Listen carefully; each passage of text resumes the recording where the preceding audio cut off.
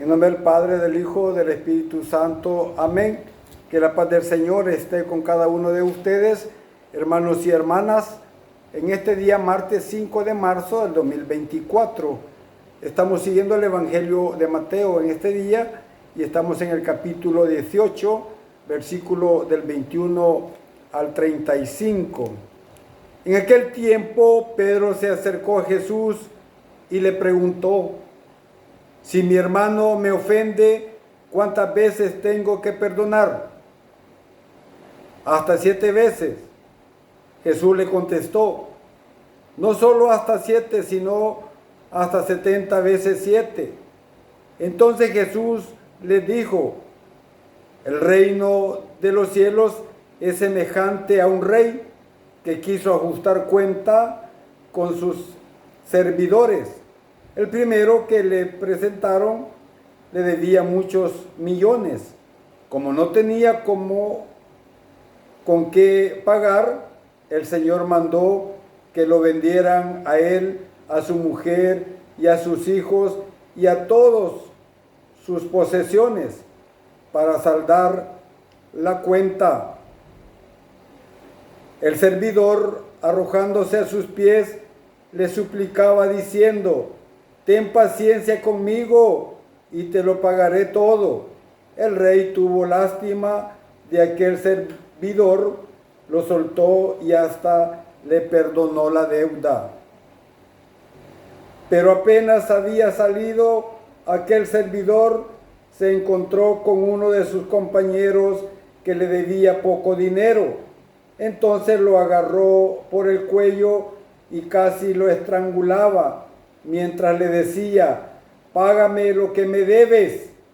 El compañero se le arrodilló y le rogaba: lo que me debes, ten paciencia conmigo y te lo pagaré todo. Pero el otro no quiso escucharlo, sino que fue y lo metió a la cárcel hasta que le pagara toda la deuda. Al ver lo ocurrido, sus compañeros se llenaron de indignación y fueron a contar al rey lo sucedido. Entonces el Señor lo llamó y le dijo: siervo malvado, te perdoné toda aquella deuda porque me lo suplicaste.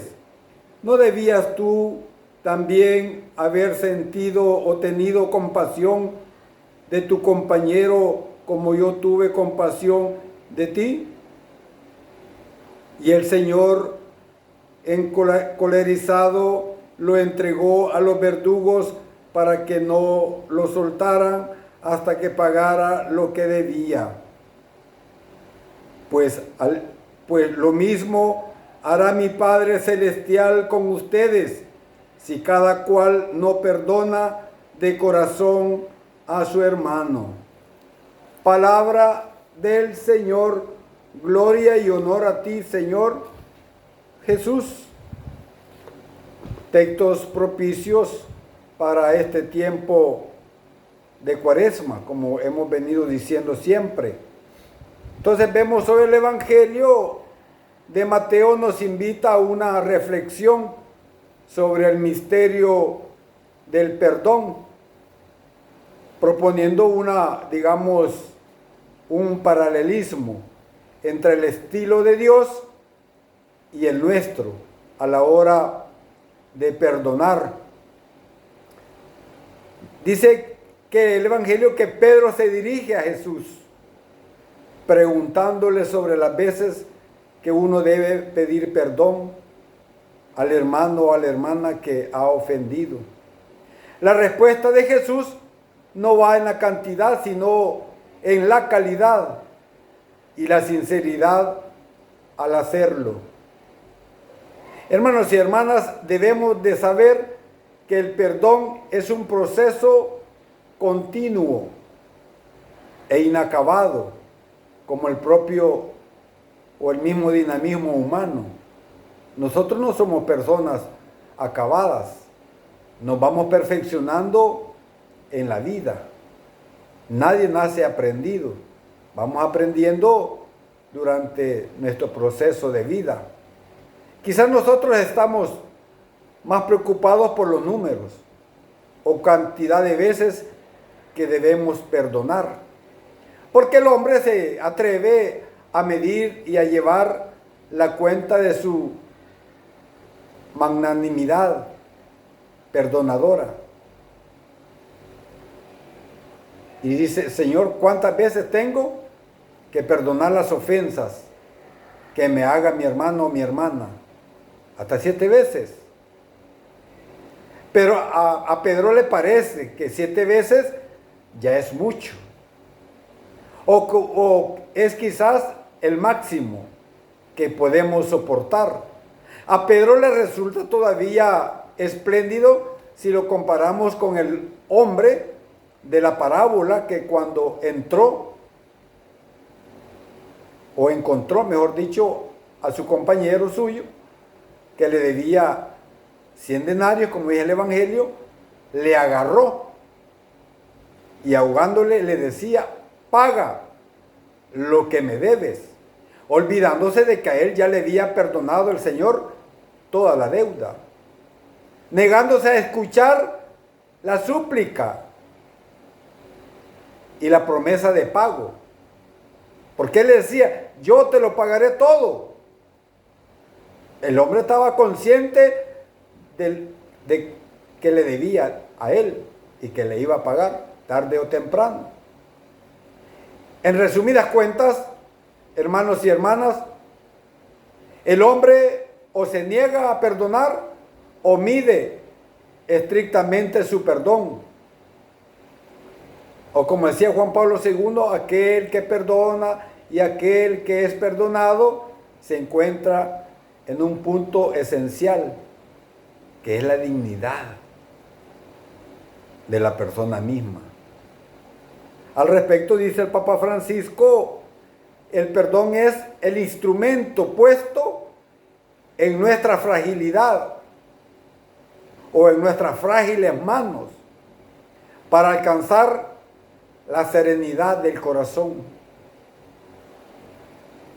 Hermanos y hermanas, no hay ninguna falta, por grave que sea, que la iglesia no pueda perdonar. No hay nadie tan perverso y tan culpable que no deba esperar con confianza su perdón, siempre que su arrepentimiento sea sincero. Cristo, que ha muerto por todos los hombres, quiere que su iglesia esté siempre abierta.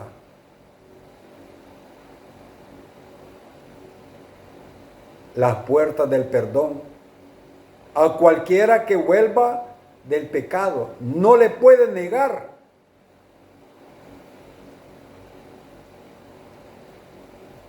el perdón de sus pecados. Es su deber como iglesia, como la esposa de Jesucristo. Verdaderamente nadie diría que venimos de recibir de parte de Dios un perdón infinitamente reiterado y sin límites. La parábola dice que, movido a compasión, el Señor de aquel siervo le dejó en libertad y le perdonó la deuda. Y eso, que la deuda era muy grande. Pero la parábola que comentamos pone el acento en el estilo de Dios a la hora de otorgar el perdón.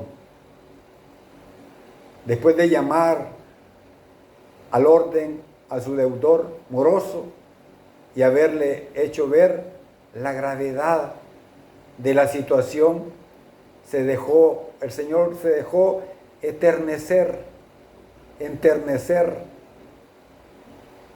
repentinamente por su petición compungida y humilde. Y dice que postrado le decía, ten compasión conmigo, que todo te lo pagaré. Movido a compasión.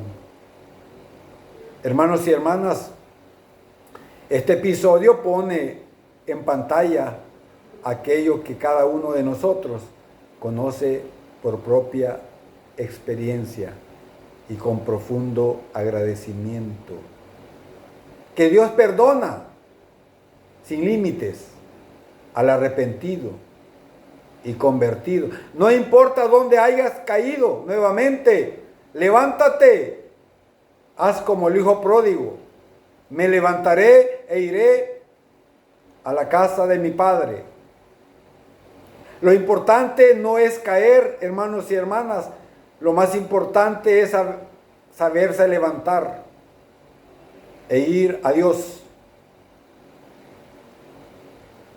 El final negativo y triste de la parábola, con todo, hace honor a la justicia y pone de manifiesto la veracidad de aquella otra sentencia de Jesús.